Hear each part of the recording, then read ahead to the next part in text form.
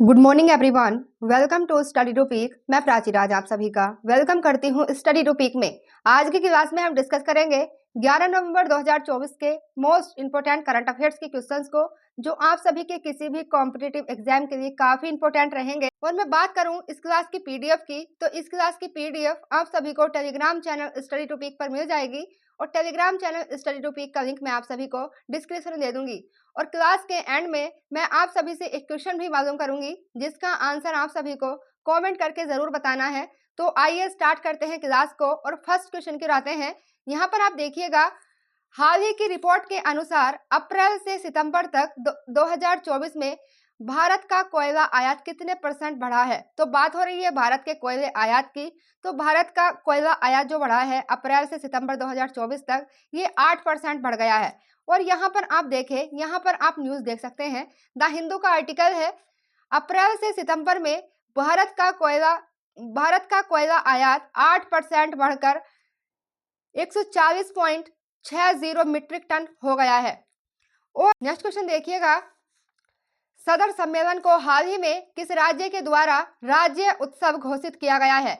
तो यहाँ पर आप देख सकते हैं तेलंगाना के द्वारा तेलंगाना सरकार के द्वारा सदर सम्मेलन को राज्य उत्सव घोषित किया गया है। और यहाँ पर अगर मैं बात करती हूँ तेलंगाना की, तो यहाँ पर आप देखें, ये मैप है इंडिया का और इंडिया का स्टेट है, यहाँ पर देखते हैं तेलंगाना। और वहीं मैं बात करती हूँ तेलंगाना की स्थापना की, तो तेलंगाना की स्थापना 2 जून 2014 को हुई थी। और यह 2 जून 2014 को भारत का 29वां राज्य बनकर उभरता है तेलंगाना। लेकिन प्रेजेंट में अगर मैं बात करूं भारत में कितने राज्य हैं, तो भारत में 28 राज्य हैं और 8 यूनियन टेरिटरीज है, अर्थात यूटी हैं, याद रखिएगा। एंड हम बात करते हैं राजधानी की, तो जो तेलंगाना की राजधानी है वो हैदराबाद है। तेलंगाना के प्रेजेंट में मुख्यमंत्री हैं रेवंत रेड्डी एंड तेलंगाना के राज्यपाल हैं जिष्णु देव वर्मा। तो ये तेलंगाना से रिलेटेड आप सभी को ये फैक्ट याद रखने हैं। क्वेश्चन, दुनिया की पहली मिस वर्ल्ड का निधन हो गया है, ये वे कौन थी। तो हाल ही में क्या होता है, जो वर्ल्ड की पहली मिस वर्ल्ड थी उनका निधन हो जाता है। तो उनका नाम क्या था पूछा गया है। तो यहाँ पर आप देखिएगा, किकी हकिंसन जो थी, किकी हकिंसन दुनिया की पहली मिस वर्ल्ड थी, जिनका रिसेंटली निधन हो जाता है 2024 में, याद रखिएगा। और वहीं हम बात करते हैं इंपॉर्टेंट पॉइंट्स की, तो मैं बात करती हूँ भारत की जो सबसे पहली मिस वर्ल्ड थी, भारत की बात हो रही है, और वो थी रीता फारिया। 1966 में लंदन में इनको मिस वर्ल्ड का ताज पहनाया जाता है। और वहीं मैं बात करूं भारत की जो पहली मिस यूनिवर्स थी, तो वो थी सुष्मिता सेन, जो 1994 में सुष्मिता सेन जो थी, ये भारत की पहली मिस यूनिवर्स बनती हैं। और रिसेंटली आप देखते हैं एक प्रतियोगिता होती है मिस यूनिवर्स इंडिया। तो मिस यूनिवर्स इंडिया 2024 जो है, ये रिया सिन्हा को चुना गया है। जो रिया सिन्हा है, ये जो वर्ल्ड लेवल पर जो पूरे विश्व की दुनिया की प्रतियोगिता होने वाली है, भारत की तरफ से उसमें पार्टिसिपेट करेंगी रिया सिन्हा। नेक्स्ट हम बात करते हैं नेक्स्ट क्वेश्चन की। नेक्स्ट क्वेश्चन देखिएगा, काफी इंपॉर्टेंट है, राष्ट्रीय विधिक सेवा दिवस कब मनाया जाता है। तो बात हो रही है राष्ट्रीय विधिक सेवा दिवस की। तो राष्ट्रीय विधिक सेवा दिवस हर साल 9 नवंबर को मनाया जाता है। और वहीं अगर मैं बात करूं नवंबर मंथ के इंपोर्टेंट डेज की, तो यहाँ पर आप देखिएगा नवंबर मंथ के इंपोर्टेंट डेज, फर्स्ट नवंबर को आप देखते हैं इंडिया के कई स्टेट्स एंड यूटीज का स्थापना दिवस मनाया गया है। तो अगर मैं बात करूं 1 नवंबर को किन किन राज्यों का और केंद्र शासित प्रदेश का स्थापना दिवस मनाया गया है, तो यहाँ पर देखिएगा आंध्र प्रदेश, छत्तीसगढ़, हरियाणा, केरल, कर्नाटक, मध्य प्रदेश, पंजाब, तमिलनाडु, ये तो वो राज्य हैं जिनका स्थापना दिवस 1 नवंबर को मनाया गया है। और अब मैं बात करती हूँ यूटी कौन कौन से हैं, अर्थात केंद्र शासित प्रदेश कौन कौन से हैं। तो भारत की राजधानी दिल्ली, अंडमान निकोबार, चंडीगढ़, लक्षद्वीप एंड पुडुचेरी, इन सभी का स्थापना दिवस 1 नवंबर को मनाया जाता है। और वहीं मैं 3 नवंबर की बात करती हूँ, 3 नवंबर को विश्व जेलीफिश दिवस मनाते हैं 3 नवंबर को, और 4 नवंबर को विश्व कैंडी दिवस मनाया जाता है। 5 नवंबर को मनाते हैं विश्व सुनामी जागरूकता दिवस, और 7 नवंबर काफी इंपोर्टेंट है, याद रखिएगा, राष्ट्रीय कैंसर दिवस 7 नवंबर को मनाया जाता है। और 8 नवंबर को मनाते हैं विश्व रेडियोग्राफी दिवस। तो ये थे नवंबर मंथ के इंपोर्टेंट डेज जो अब तक मनाए गए हैं, याद रखिएगा, काफी इंपोर्टेंट है। नेक्स्ट क्वेश्चन की आते हैं, हाल ही में मानवाधिकार आयोग से किस देश के सभी सदस्यों ने इस्तीफा दे दिया है? तो मानवाधिकार आयोग से किस देश के सभी सदस्यों के द्वारा इस्तीफा दिया गया है? तो यहाँ पर आप देखिएगा आंसर रहेगा बांग्लादेश। बांग्लादेश के द्वारा मानवाधिकार आयोग से जो बांग्लादेश के सदस्य हैं मानवाधिकार आयोग में सभी सदस्यों के द्वारा इस्तीफा दे दिया गया है। और अगर मैं बात करती हूँ यहाँ पर बांग्लादेश की, तो बांग्लादेश की जो राजधानी है वो ढाका है, बांग्लादेश की जो मुद्रा है वो टका है। और बांग्लादेश की में अभी आप देखते हैं प्राइम मिनिस्टर जो थी शेख हसीना थी बांग्लादेश की। तो शेख हसीना वहां से बांग्लादेश की प्रधानमंत्री का पद छोड़कर भाग जाती हैं और वो इंडिया में भी आती हैं।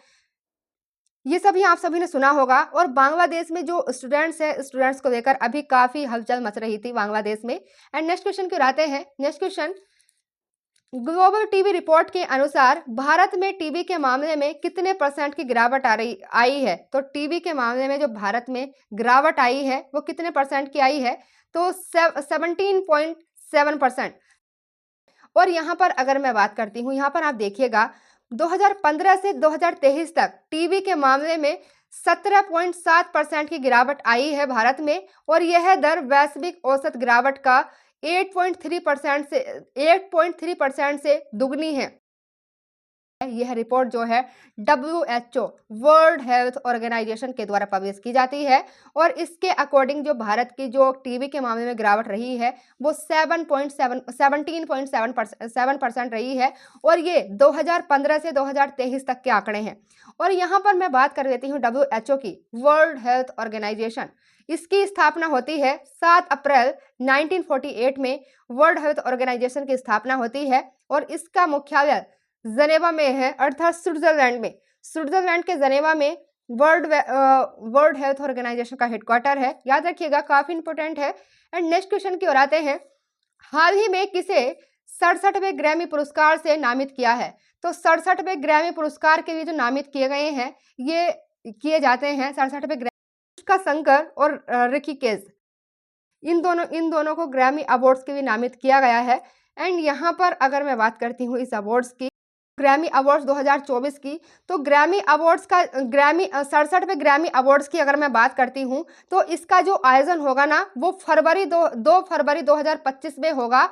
और यह है अमेरिका में इसका आयोजन किया जाएगा ग्रैमी अवार्ड्स का, अमेरिका के लॉस एंजल्स में इसका आयोजन होगा ग्रैमी अवार्ड्स का 2 फरवरी 2025 में। एंड यहाँ पर अगर मैं बात करती हूँ नेक्स्ट क्वेश्चन की, तो किस भारतीय शतरंज ग्रैंड मास्टर को विश्व रैंकिंग में दूसरा स्थान मिला है? तो विश्व रैंकिंग में जो दूसरा स्थान मिला है ये किस ग्रैंड मास्टर को मिला है, पूछा गया है। तो यहाँ पर आपका आंसर रहेगा अर्जुन एरिगैसी को अर्जुन एरिगैसी भारतीय शतरंज ग्रैंड मास्टर हैं जिन्हें विश्व रैंकिंग में 2nd स्थान प्राप्त हुआ है। एंड यहाँ पर मैं बात करती हूँ प्रमुख ग्रैंड मास्टर्स की, तो यहाँ पर आप देखिएगा भारत के जो पहले ग्रैंड मास्टर रहे हैं वो रहे हैं विश्वनाथ आनंद। 1988 में ये भारत के ग्रैंड मास्टर बनते हैं विश्वनाथ आनंद। और वहीं मैं बात करती हूँ भारत की पहली महिला जो ग्रैंड मास्टर रही हैं वो रही हैं सुब्बारमन विजयलक्ष्मी। जो सुब्बारमन विजयलक्ष्मी हैं ये भारत की पहली ग्रैंड मास्टर रहती हैं और 2001 में ये ग्रैंड मास्टर बनती हैं।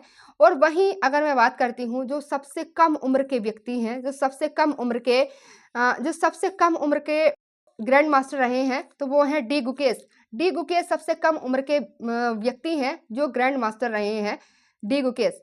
एंड नेक्स्ट क्वेश्चन, 16 वर्ष से कम आयु के बच्चों के लिए सोशल मीडिया पर हाल ही में किस देश के द्वारा प्रतिबंध लगाया गया है? यह ऑस्ट्रेलिया है। ऑस्ट्रेलिया के द्वारा ऐसा किया जाता है, अर्थात 16 वर्ष से कम आयु के बच्चे को सोशल मीडिया चलाने पर बैन लगा दिया है। और यहाँ पर अगर मैं बात करती हूँ ऑस्ट्रेलिया की, तो यहाँ पर आप देखिए ये है ऑस्ट्रेलिया कॉन्टिनेंट। और ऑस्ट्रेलिया कॉन्टिनेंट की यहाँ पर आप देखते हैं राजधानी, ऑस्ट्रेलिया की अगर मैं राजधानी की बात करती हूँ तो ऑस्ट्रेलिया की राजधानी है कैनबरा। ऑस्ट्रेलिया की मुद्रा है ऑस्ट्रेलियन डॉलर। एंड ऑस्ट्रेलिया के प्रेजेंट में जो प्राइम मिनिस्टर हैं एंथनी अल्बनीज प्रेजेंट में ऑस्ट्रेलिया के प्राइम मिनिस्टर हैं। और रिसेंटली आप सभी देखते हैं भारत के विदेश मंत्री S Jaishankar Australia and Singapore की यात्रा पर जाते हैं। तो वहां पर जब ऑस्ट्रेलिया जाते हैं भारत के विदेश मंत्री एस जयशंकर, तो वहां पर क्या करते हैं, चौथे भारतीय दूतावास का उद्घाटन भी करते हैं ऑस्ट्रेलिया में। कौन? जयशंकर साहब। ये थे 11 नवंबर 2024 के मोस्ट इंपोर्टेंट करंट अफेयर्स के क्वेश्चंस। अब हम आते हैं रिवीजन के क्वेश्चंस की ओर, क्योंकि रिवीजन करना काफ़ी इंपॉर्टेंट होता है किसी भी कॉम्पिटिटिव एग्जाम की तैयारी करने वाले स्टूडेंट्स के लिए। तो यहाँ पर देखिएगा रिवीजन का फर्स्ट क्वेश्चन, हाल ही में भारत के किस राज्य में पहली डिजिटल जनसंख्या घड़ी का उद्घाटन किया गया है? काफ़ी इंपॉर्टेंट क्वेश्चन है। तो यह है जो पहली डिजिटल जनसंख्या घड़ी का उद्घाटन किया गया है, यह है कर्नाटका में किया जाता है, याद रखिएगा। नेक्स्ट क्वेश्चन, हाल ही में किस केंद्र शासित प्रदेश ने एंटी ओपन बॉर्निंग अभियान की शुरुआत करी है? तो एंटी ओपन बॉर्निंग जो अभियान है ये दिल्ली के द्वारा शुरू किया गया है, क्योंकि दिल्ली में आप देखते हैं काफी ज्यादा पोल्यूशन हो रहा है, इसीलिए दिल्ली की सरकार के द्वारा एंटी ओपन वार्निंग अभियान की शुरुआत की गई है। नेक्स्ट क्वेश्चन, हाल ही में भारतीय सेना ने अपनी उत्तरी कमान में 550 मशीन पिस्टल शामिल किया है, इसका नाम क्या है? तो अभी भारतीय सेना में 550 मशीन पिस्टल को शामिल किया गया है, इसका नाम है अस्मी नाम है इसका। एंड नेक्स्ट क्वेश्चन, हाल ही में किस भारतीय के द्वारा WBF का विश्व खिताब जीता गया है? तो वे भारतीय हैं मनदीप जांगड़ा के द्वारा WBF का विश्व खिताब जीता जाता है। एंड नेक्स्ट क्वेश्चन काफी इंपॉर्टेंट है, यूरोपीय यूनियन अर्थात यूरोपीय संघ के अकॉर्डिंग भारत का सबसे गर्म नेक्स्ट क्वेश्चन, यूरोपीय संघ अर्थात यूरोपीय यूनियन के अकॉर्डिंग दुनिया का सबसे गर्म वर्ष कौन सा रहा है? तो अकॉर्डिंग टू EU अर्थात यूरोपीय यूनियन, इसके अकॉर्डिंग दुनिया का जो सबसे गर्म वर्ष रहा है वो 2024 रहता है। एंड नेक्स्ट क्वेश्चन रिवीजन का, हाल ही में उत्तराखंड का स्थापना दिवस कब मनाया गया है? तो उत्तराखंड का स्थापना दिवस 9 नवंबर को मनाया जाता है। 9 नवंबर 2000 में उत्तर प्रदेश के 13 जिलों को काट करके उत्तरांचल में ऐड कर दिया जाता है, जिससे 9 नवंबर 2000 को उत्तराखंड की स्थापना की जाती है। And next question, Bharatiya Vidya Bhavan के कुलपति मुंशी पुरस्कार 2024 किसे प्रदान किया गया है? तो यह पुरस्कार मिलता है बनीता मोहन को।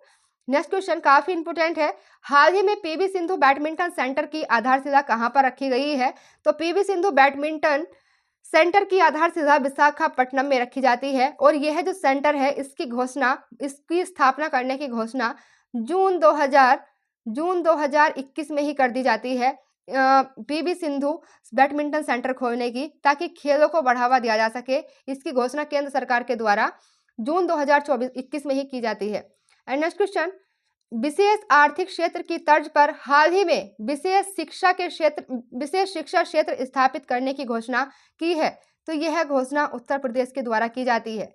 ये थे रिवीजन के क्वेश्चंस। अब आते हैं आप सभी के होमवर्क क्वेश्चन की ओर। आज का आप सभी का होमवर्क क्वेश्चन है, हाल ही में PV सिंधु बैडमिंटन सेंटर की आधारशिला कहां पर रखी गई है? इस क्वेश्चन को मैंने कल की क्लास में काफी डिटेल में डिस्कस किया था, और आज के रिवीजन वाले क्वेश्चंस में भी इस क्वेश्चन को डिस्कस किया है। आई होप आप सभी इस क्वेश्चन का आंसर जरूर करेंगे। आप सभी के प्रीवियस क्वेश्चन की ओर, अर्थात जो आप सभी का कल का होमवर्क क्वेश्चन था उसकी अगर मैं बात करती हूँ, उसका आंसर रहेगा, उसके आंसर की बात करते हैं। हाल ही में लकड़ी से बना उपग्रह लिग्नोसेट अंतरिक्ष में किस देश के द्वारा प्रक्षेपित किया गया है? तो लकड़ी से बना उपग्रह लिग्नोसेट अंतरिक्ष में किस देश के द्वारा प्रक्षेपित किया जाता है? तो ये है आप सभी का प्रीवियस क्वेश्चन, इसका आंसर रहेगा जापान।